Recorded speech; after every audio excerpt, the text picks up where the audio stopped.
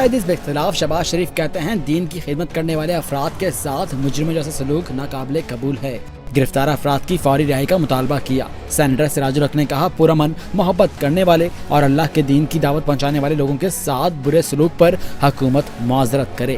حکومتی کارندوں اور پولیس نے جو برا سلوک کیا ہے اس کی ہم مذمت کرتے ہیں اور افسوس کا اظہار کرتے ہیں۔ دوسری جانب اسپیکر پنجاب اسمبلی چودھری پرویز رائے کا کہنا ہے بیرون ممالک کی جماعتیں پنجاب میں مہمان اور امن کی سفیر ہیں، مجرم نہیں۔ جس طرح پولیس نے باہر سے آئے ہوئے جو لوگ ہیں تبلیغ کے لیے ان کو مارا ہے، وہ ہاتھ جوڑتے رہے ہیں، ان کو ہتھکڑیاں لگائی گئی ہیں، ان سے زیادتی کی گئی ہے، ان کو تھانوں میں بند کر دیا گیا ہے، کیا یہ ان کا قصور ہے؟ اگر کسی کو ان کے جنہوں نے زیادتی کی ہے، اگر کسی ان کے اپنے بزرگ کو ہو جائے خدا نخواستہ کرونا تو اس کو اس طرح کریں گے ٹریٹ؟